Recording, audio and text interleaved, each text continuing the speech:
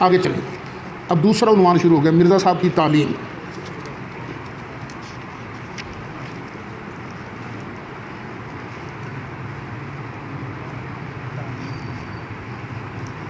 مرزا غلام احمد قادیانی لکھتا ہے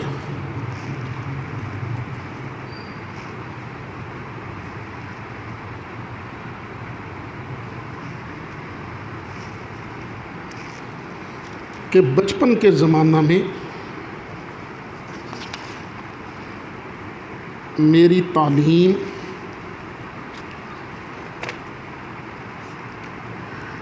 اس طرح پر ہوئی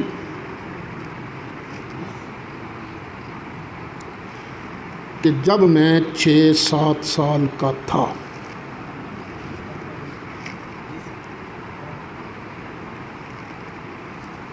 تو ایک فارسی خواں معلم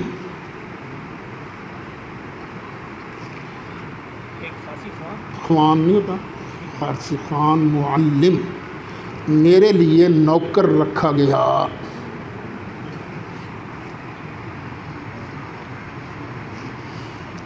جنہوں نے قرآن شریف اور چند فارسی کتابیں مجھے پڑھائیں،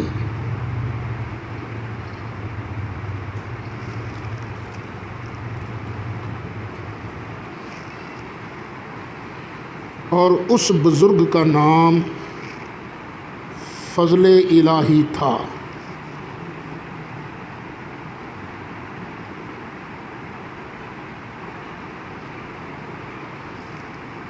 نبی دنیاوی انسان کا لکھنا نہیں ہے، شاگرد نہیں ہوتا۔ خود مرزا بھی لکھتا، میں آگے لکھواؤں گا، کوئی یہ بات ثابت نہیں کر سکتا کہ میں نے کسی سے ایک حرف بھی پڑھا ہو۔ اور یہاں کیا لکھ رہا ہے؟ میں نے فارسی پڑھی ہے فضل الہی سے، اور جب میری عمر تقریباً 10 برس کے ہوئی تو ایک عربی خان مولوی صاحب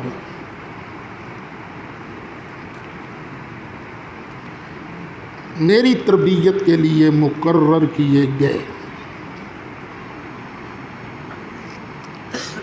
جن کا نام فضل احمد تھا۔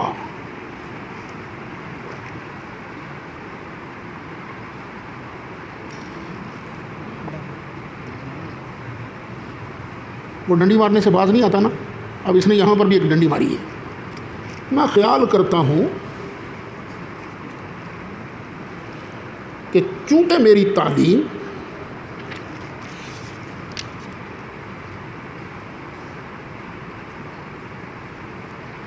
خدا تعالیٰ کے فضل کی ایک ابتدائی تخم ریزی تھی،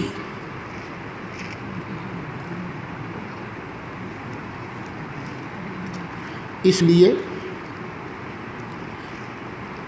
ان استادوں کے نام کا پہلا لفظ بھی فضل ہی تھا۔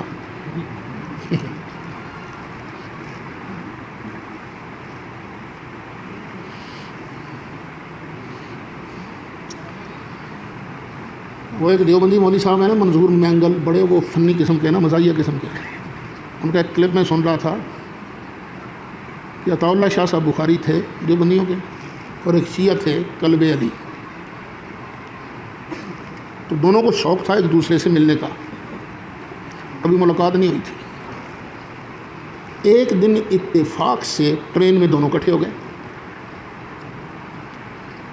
نہ وہ ان کو جانتے تھے نہ وہ ان کو جانتے تھے۔ شاہ صاحب نے پوچھا جی آپ کا نام؟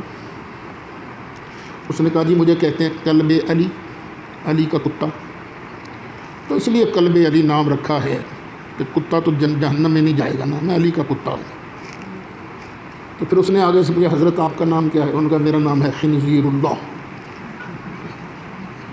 شاہ جی نے کہا عطا اللہ شاہ بخاری نے، میرا نام ہے خنزیر اللہ۔ اس نے کہا یہ کیا مطلب؟ اس نے کہا تو خود سوچ، جب علی کے کتے کو اللہ جہنم میں نہیں بھیجے گا تو اپنے خنزیر کو جہنم میں کیسے بھیجے گا؟ تو اس طرح کے چٹکلے جو ہیں بھئی یہی چھوڑتا تھا۔ چونکہ میرے استادوں کا نام پہلا حرف فضل تھا، اس لیے بس مجھ پر بھی اللہ کا فضل ہی ہے۔ مولوی صاحب موصوف جو ایک دیندار اور بزرگوار آدمی تھے،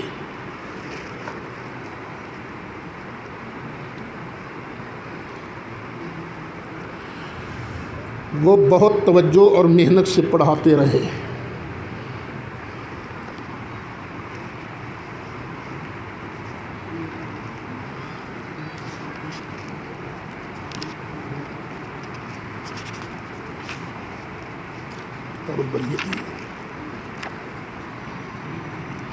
اور میں نے صرف کی بعض کتابیں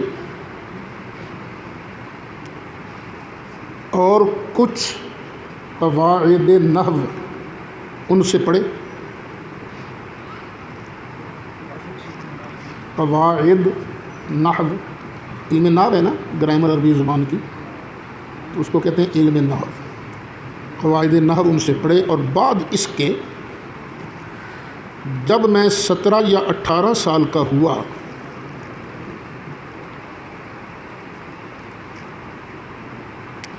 تو ایک اور مولوی صاحب سے چند سال پڑھنے کا اتفاق ہوا۔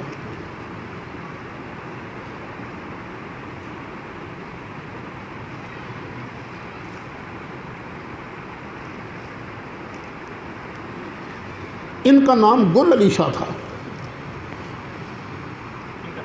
گل علی شاہ، گل علی شاہ، اور یہ شیعہ تھا۔ ان کو بھی میرے والد صاحب نے نوکر رکھ کر قادیان میں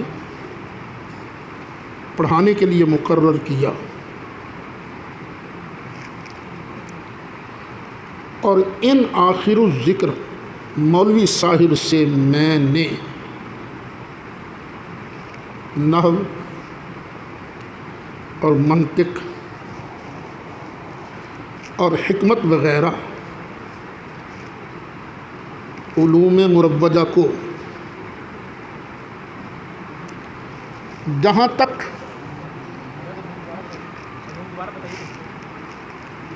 اور ان آخر الذکر مولوی صاحب سے میں نے نحو اور منطق اور حکمت وغیرہ علوم مروجہ کو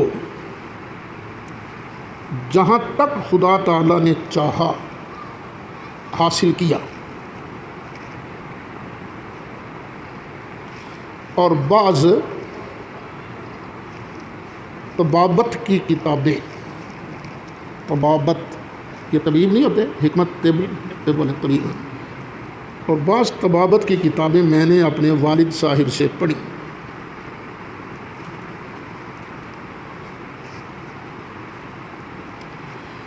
روحانی خزائن جلد 13، حاشیہ روحانی خزائن، دیکھیں حاشیہ روحانی خزائن جلد 13 صفحہ 180، حاشیہ کتاب البریت صفحہ 162۔ یہ نہیں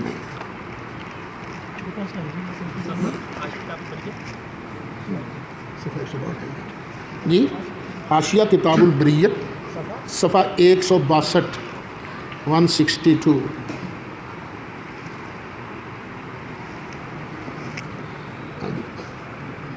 جو اوپر میں لکھوانا کیا لکھوانا ہے؟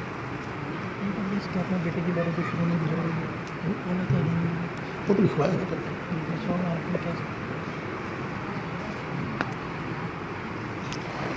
اچھا یہ میں لکھواؤں گا، سن لیں آپ پہلے، جہاں پر وہ تضادات اس کے بیان کروں گا نا وہاں لکھواؤں گا، کیونکہ قرآن شریف کا کلیم ہے، لو کان من عند غیر اللہ لوجدوا فیہ اختلافا کثیرا۔ اگر قرآن اللہ کے علاوہ کسی اور کا کلام ہوتا تو لوگوں کو اس میں بڑا اختلاف ملتا، اس میں کوئی تضاد نہیں ہے، کوئی تناقض نہیں ہے۔ اب یہ آپ نے لکھ لیا نا کہ میں نے کس کس سے پڑھا، لکھواؤں گا بعد میں، صرف سن لیجئے۔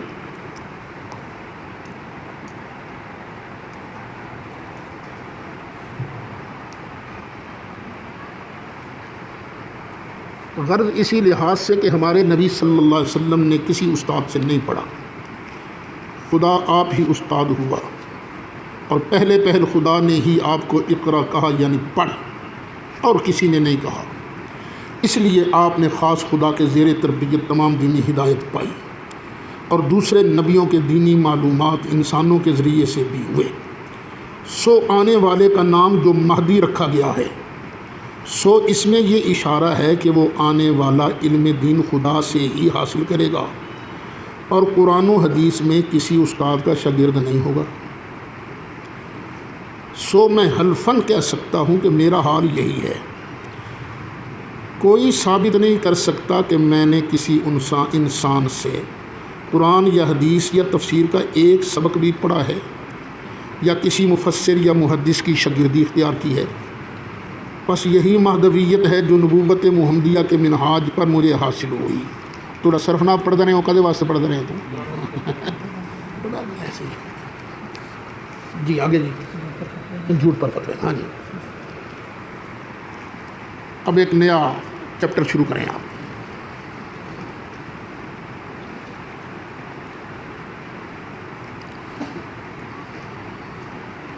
جھوٹ کی مذمت، مرزا قادیانی کی زبانی۔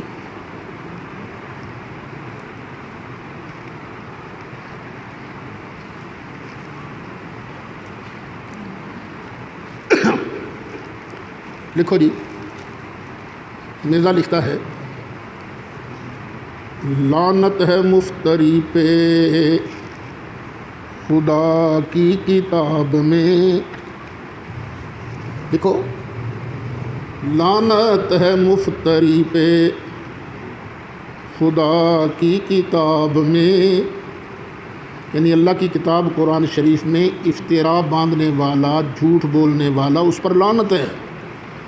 لعنت ہے مفتری پہ خدا کی کتاب میں، عزت نہیں ہے ذرہ بھی اس کی جناب میں۔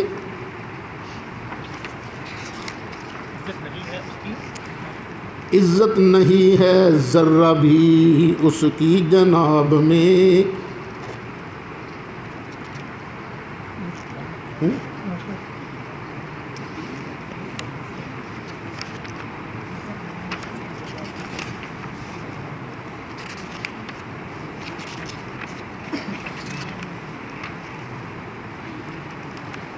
روحانی خزائن جلد 21 صفحہ بھی 21، نصرت الحق، دوسرا حوالہ نصرت الحق صفحہ 12۔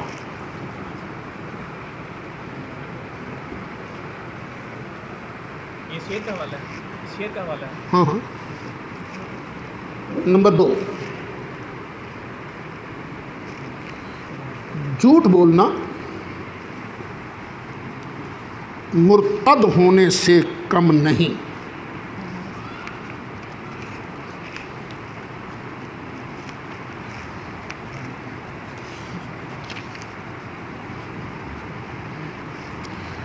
یعنی مرزا خود کہہ رہا ہے جو جھوٹ بولتا ہے مرتد سے کم نہیں ہے وہ۔ روحانی خزائن جلد 17 صفحہ 56،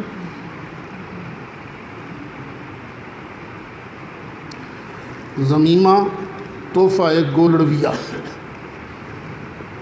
صفحہ 20۔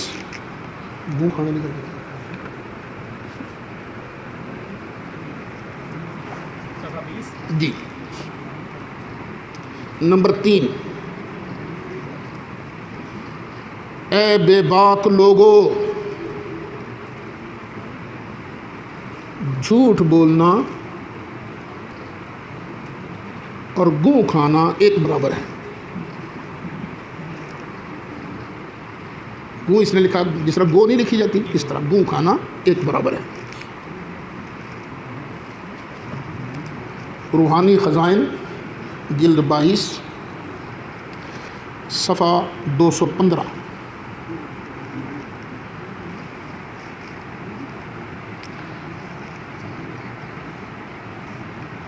حقیقت الوحی صفحہ 206.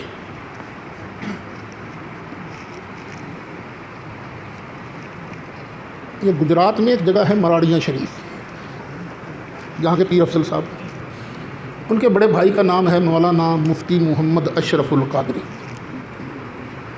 انہوں نے مجھے خود بتایا ایک جگہ ہے ماریشس، وہاں حضرت مولانا نورانی صاحب رحمۃ اللہ علیہ، قائد اہل سنت حضرت مولانا شاہ احمد نورانی صدیقی رحمۃ اللہ، ان کا کافی آنا جانا تھا. فرماتے ہیں کہ وہاں کے علماء نے بتایا کہ مناظرہ طے ہو گیا قادیانیوں کے ساتھ.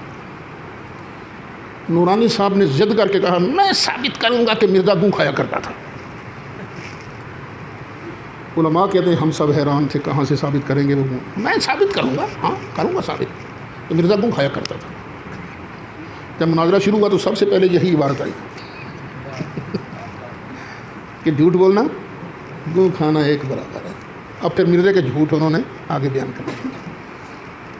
آج پہلا دن کافی ہو گیا میرا خیال، ابھی یہ چلے گا آگے انشاءاللہ. تو آپ کوشش کر کے نا ایک ساتھی اور لائیے. دیکھیے یہ نبی کریم علیہ السلام کا ارشاد ہے. سیدنا علی مرتضیٰ کو فرمایا تھا علی تیری وجہ سے ایک بندہ بھی سیدھے رستے پر آ گیا نا تو پوری دنیا اور دنیا کا مال تجھے مل جائے اس سے ایک بندے کا سیدھے رستے پر آنا بہتر ہے. ہم بھی تو اسی لالچ کے لیے کر رہے ہیں نا کہ کوئی آدمی اگر تیار ہو جائے، آپ میں سے ایک آدھ آدمی بھی تیار ہو جائے، ہماری قبر ٹھنڈی ہو سکتی ہے. آپ بھی نہ کوشش کیجیے، گھیر کے لائیے ساتھیوں کو، آؤ بھئی آؤ بھئی. یہ چیزیں آپ کو کہیں اور سے نہیں ملیں گی انشاءاللہ.